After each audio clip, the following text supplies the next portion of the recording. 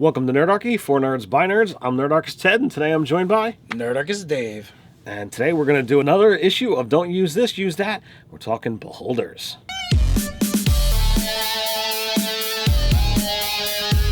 Jump down in the description below where you can sign up for Nerdarchy, the newsletter, get weekly gaming tips, as well as learn how to game with us. That's right, guys. We're back with Don't Use This, Use That. And we are looking at the Beholder. The Beholder, the Eye Tyrant.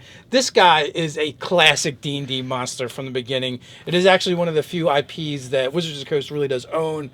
It's an iconic monster. And it's not a crazy wizard put two things together. No. And, the Beholder has had different kinds of incarnations throughout the editions, and depending on the setting, they're all unique. They consider themselves unique, and everything is inferior to a specific Beholder, and that is you, the Beholder, right? So they have this really weird, bizarre outlook on life and how they view the world, and they're really crazy. Like, one of the ways that you create another Beholder, the Beholders get created, is from their dreams. They actually kind of dream one into existence. Volo's Guide had some really cool stuff on it. Back in the day, there was a book on Beholders, and AD&D was amazing. It was really well done. It was just called Eye Tyrant, right? I think so, yeah. That's before I even meant anything. It's kind of funny. But, that being said, they fulfill specific roles. They're very much a master. They're the mastermind. Look, Xanathar's Guide is really about a Beholder that runs a thieves guild, essentially. And they're also blasters. They're hardcore blasters, so much so that in Eberron, when they talked about incursions and invasions from Zuriat, which was like the madness realm, all of the weird aberration stuff kind of came from there, and they were ruled by the Dactyls. Well, these guys were basically used as living artillery. And I really love that version of the Beholder because it just speaks to their power. So, a Beholder, getting into the nitty-gritty, is a challenge 13 monster. We're looking at an 18 armor class, 180 hit points, 0 speed, but it has a fly of 20 and a hover, so it's not particularly fast. It's got a handful of good saves, intelligence, wisdom, charisma, so all the mentals it does really good with. It can't be knocked prone because it always floats. They're super intelligent, 17, 15, 17 for their mentals. And then, you get to the main thing. The main thing is that central eye, it just shuts down magic in a 150-foot cone. Magic cannot come at them, essentially. You're like, come at me, bro? He's like, no, not with magic. You know why? Because I said so. He's got 10 eye stalks, and each have a beam that does a different thing. They cause wounds. They disintegrate. They put people to sleep. They turn people to stone. It's a powerful monster. But, you know what? Maybe it's overdone. Maybe you've seen enough Beholders in your game. And maybe they're too weird. You're like, you've got too many eyes. You don't belong in my world. I'm not using you. You did miss something that's so important to my argument. It's got legendary actions. Oh, it does. Yes, you're actually correct there. Once the battle is going, even if you're running this encounter as a solo monster, and there's not saying that you couldn't run this guy as a master and have some minions running around and causing interference. They're slaves. They're puppets. Call what you will. He's still acting even when it's not his turn. That is very true. So, what are we going to replace our Beholder with? Well, I was feeling like jumping into the Tome of Annihilation and pulling off... You're going to replace him with the Tomb of Horror? well, that would be a nice addition. I don't quite think... The animated Tomb of Horror? I'm actually going to go with, and forgive me if I'm pronouncing this incorrectly, the Atropol, which is it's a ghastly, unfinished creation of an evil god cast adrift and abandoned long ago. This thing is utterly disgusting, and it's like a half-formed divine creature that is possessed of a ridiculous amount of abilities, legendary actions, and ungodly stats, everything but dex. What is its actual type? It is a huge undead titan. Wow, that's crazy. It's an undead and a titan. Indeed. Yeah, because I thought they were undead, and you started describing it. I'm like, well, that doesn't sound undead at all. But it's almost like a god fetus, basically. That's if you get into the nitty gritty, that's kind of what it is. That's really gross. And it is so undead and so divine that no form of resurrection or bringing back to life will work on it. It's just that out there. Or maybe it never really truly lived. Well, however you want to look at it. This thing has got a 7 armor class, so pretty darn easy to hit. But it's got a staggering 225 hit points. It's got the same thing with the Beholder of speed of 0 and a hover, but this guy has a fly of 50. So he's doing laps around the beholder. 19 strength, 22 constitution, 25 intelligence, 19 wisdom. The thing looks disgusting, but yet it's got a 24 charisma. So stat-wise, I think it's blowing the beholder away. It's got some saves. It's got damage vulnerabilities of radiant, as you would expect, but it's got immunities to both damage and condition. It's immune to cold, necrotic, bludgeoning, piercing, and slashing from non-magical attacks. It's immune to exhaustion, frightened, paralyzed, poison, prone. It's got dark vision out to 120 feet, true sight out to 120 feet. It's got magic resistance. It's got life drain. It's got a ray of cold. It's got the ability to summon wraiths. It takes legendary actions. It's all over the place. And when you've got the cast off Divine Fetus, it can absolutely fill every role of terror that the Beholder can do. I have to concur with that. So how are we going to use it in an adventure now? Well, I mean, the fact that this thing is so uber powerful, it could possibly be wandering the planes, looking to restore it to a properly divine status. So it's trying to find minions or worshippers.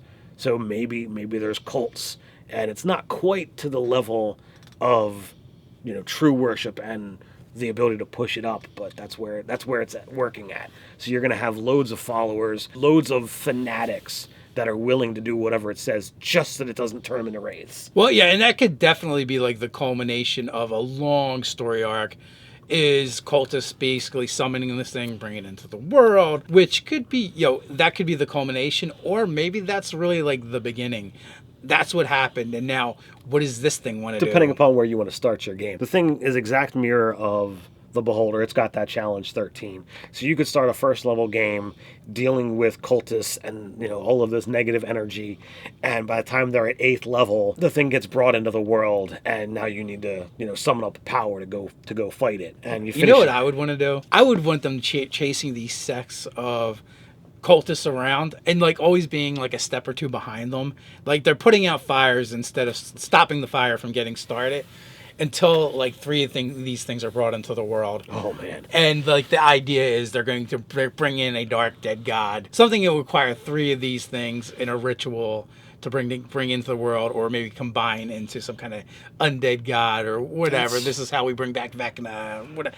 You name it. That sounds hideous, and it sounds like an awesome game to run. Well, and that's what I'm thinking. Like that's how you go from this is a long story arc to this is the whole campaign. Yeah, that's like the next step.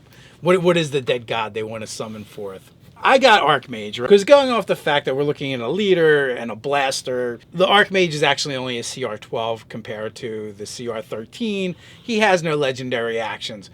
But if you wanted to beef him up and give him legendary actions, I think that would basically push him to a 13. Now, the thing you do have to look at is some of his spells are going to go off of a reaction, because you have the ability to modify his spell selection. So using those reactions can sometimes function as those legendary actions as well. Yeah, it can. But then again, like if you using both together would be even better. Oh, absolutely. If you're counterspelling and using shield and things like that.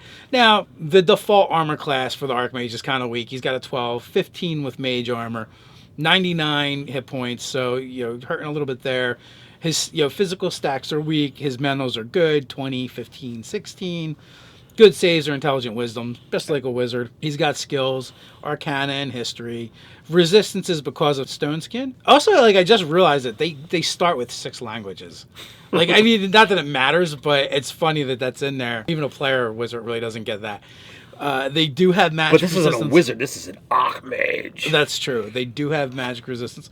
And then, 1st through 9th level spells, and they're selected already. But you can customize his spell list to be whatever you want it to be within that range. There's no problem with that. You could do that the same thing with the Beholder, but I feel like the Archmage is more designed for that, depending on what exactly you want to do with him, what capacity you're using him in. Is he an illusionist? Is he a necromancer? Is he an invoker, transmuter, conjurer? Like that would reflect what kind of spell list you'd probably want to give him. I think that making that choice is going to change the versatility and ultimately how you're going to run that encounter. The Archmage probably isn't going to be in your face, and he's going to need minions, and he's going to want to stay out of harm's way as much as possible because he is squishy. Now, if you were to modify him and give him some legendary actions, that would kind of help that a lot. equipping him with items would also help a lot and makes sense in this case. That was going to be my next thing. This is a very obvious. Well, you put on some magic items that are going to really beef him out. Staff of Power, Robes of the Archmagi, or Staff of the Archmagi, that kind of stuff. Yeah, makes sense. You give him things to bump up the save DCs, and that changes the level of the encounter by a lot. There's nothing to sneeze at now. I mean, 17, not bad, +9 to hit. He's doing okay. But you put a staff in his hand and you turn that into a 19, and you're gonna make a wisdom save. Okay, well my fighter's got a 10 wisdom. Yeah, it's gonna be problematic. You go fail. Now, I will say that one of the nice things about the Archmage, though, you can introduce him at first level if you wanted to. He could start off as a quest giver. He could start off as a rival. Someone that's not in direct conflict, but he may not like the players, so he could be around for a long time before he actually has to intercede. Or, anytime you're telling a story where the crazy wizard did it, he could be that guy if you need him to be. So he just fits a lot of roles. He's easy to use. And, it's classic. I find the Archmage is one of the most versatile NPCs in the back of the monster manual. I have used it by reflavoring the look or combining it with something else many times. I can't tell you the number of times I've gone to that stat block for my game, and okay, well, I'm going to change the spells because I'm going to have something that's more fitting to the encounter. Okay, well, they're not ready to handle 7th, 8th, 9th level spells, so I'll use the rest and just trim them off.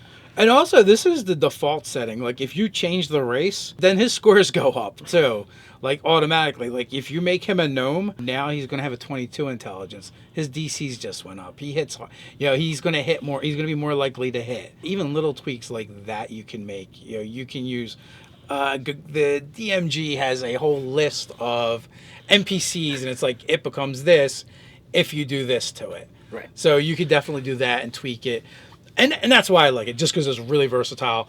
You can use it to tell almost any kind of story you want to tell with these guys. And with the Beholder, you're not having the Beholder floating around the town. He's not, out in broad daylight, saying hi, whereas an Archmage could look like anybody. I mean, Alter Self's a first level spell. Okay, well, I'm going to walk around and I'm going to go say hi, and I'm going to do the spying myself because no one's going to think that. And oh no, you uncovered me. Fine, teleport.